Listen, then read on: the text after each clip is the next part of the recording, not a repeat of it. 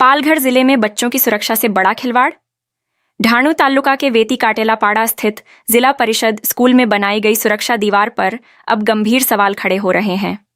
महाराष्ट्र तक TV news की team को मिली जानकारी के अनुसार पालघर जिला परिषद बांधकाम विभाग की ओर से हाल ही में स्कूल परिसर में स्वरक्षण भिंत यानी सुरक्षा दीवार का निर्माण कराया गया था।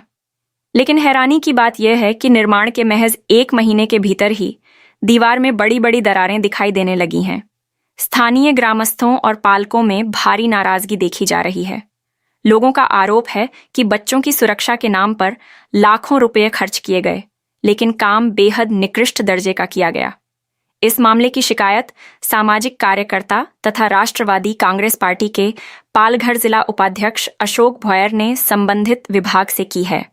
उन्होंने आरोप लगाया है कि निर्माण कार्य में भारी अनियमितता हुई है और घटिया सामग्री का इस्तेमाल किया गया। ग्रामस्थों का दावा है कि दीवार निर्माण में मजबूत लोहे के स्टील की जगह दगड़ गोटे और कच्ची ईंटों का उपयोग किया गया, जिसकी वजह से दीवार कमजोर साबित हो रही है। इतना ही नहीं, स्कूल के विद्यार्थियों के शौचालय की हालत भी बेहद खराब बताई जा रही है, जिससे बच्चों को रोजाना परेशानी झेलनी पड़ रही है। अब बड़ा सवाल यह उठ रहा है कि क्या बच्चों की सुरक्षा के नाम पर सरकारी फंड का दुरुपयोग किया गया? क्या संबंधित ठेकेदारों और अधिकारियों की मिलीभगत से यह निकृष्ट काम हुआ? और सबसे अहम, क्या जिला परिषद प्रशासन इस मामले में सख्त कार्रवाई करेगा? ग्रामस्थों ने पूरे मामले की उच्च स्तरीय जांच और दोषियों पर कड़ी कार्रवाई की मांग की है। महाराष्ट्र तक टीवी न्यूज से माधव तल्हा की रिपोर्ट। मोहन देव तांबडा, राहायला कुठे वेती काटेलपाडा.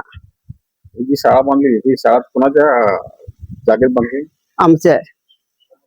आणि ही जी कंपाऊंड ही कोणाची जागेत आहे? आमची जागा.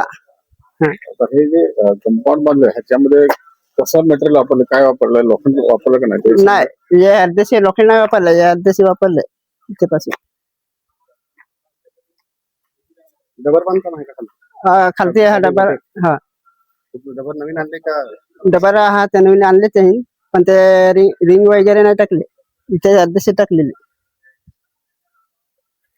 आणि तुला ह्या जागेचा मोबदला देणार होते का? हा देणार होते 20,000 आणि तेवढे पण नाही दिले. किती दिले तुला? 10. 10,000 दिले. हा सरपंचांनी काय तुला बोलू? सरपंच काय बोलत नाही, ते सांगत होतं का हे बांधून झाल्यावर तुम्हाला पैसा आम्ही देऊन किती देणार होते? 20 बोलले. मी अशोक भोईर, उपाध्यक्ष राष्ट्रवादी काँग्रेस पार्टी पालघर जिल्ह्याचा उपाध्यक्ष आहे, अजितदादा या पार्टीचा, आणि या वेतीवरती ग्रामपंचायतचा तंटामुक्त अध्यक्ष सुद्धा आहे गावस्तरीय. हे बघा, हा वेती काटेलपाडा ही शाळा आहे, जिल्हा परिषद शाळा. या जिल्हा परिषद शाळेत 1ली ते 4थीचा वर्ग आहे आणि इथं ही वॉल कॉम्पाऊंडचं काम एका ठेकेदाराने 10 लाख जिल्हा परिषदेतून काम घेतलं आणि हे काम करत असताना अतिशय निकृष्ट दर्जाचं काम केलेलं आहे. तसं पाहिलं तर ही जी वॉल कंपाऊंड बांधत असताना त्या पाया जो फाउंडेशन करते, फाउंडेशन मध्ये 6 इंचाचं कॉन्क्रिटीकरण स्टीलचं केलं पाहिजे होतं, परंतु ते न करता त्यांनी गोटे टाकून आणि ही त्यांनी बांधकाम केलेलं आहे. म्हणजे ही वॉल कंपाऊंड पूर्ण निकृष्ट दर्जाची आहे. त्याला भेगा आपण प्रत्यक्ष पाहिल्या असतील का, त्याला 3-4 ठिकाणी भेगा गेलेल्या आहेत. म्हणजे हे बांधकाम जर वर्षभरात कधीही पडू शकतं आणि 1ली ते 4थी पर्यंत लहान लहान मुलं या ठिकाणी खेळत असतात. मोठा अनर्थ होऊ शकतो. मी तर एक गावाचा नागरिक म्हणून आणि पक्षाचा पालघर जिल्हा उपाध्यक्ष म्हणून राष्ट्रवादीचा मी आपल्याकडे मागणी करतोय प्रशासनाकडे की ही शाळा 2 वर्षापूर्वी दुरुस्त केलेली आहे आणि ती दुरुस्त करताना पण इतकं बोगस काम आहे की आपण त्याची अवस्था पाहिली असेल, ते कधी त्याच्या लाद्या निघाल्या, त्याचा स्लॅब कोसळत आलेला आहे.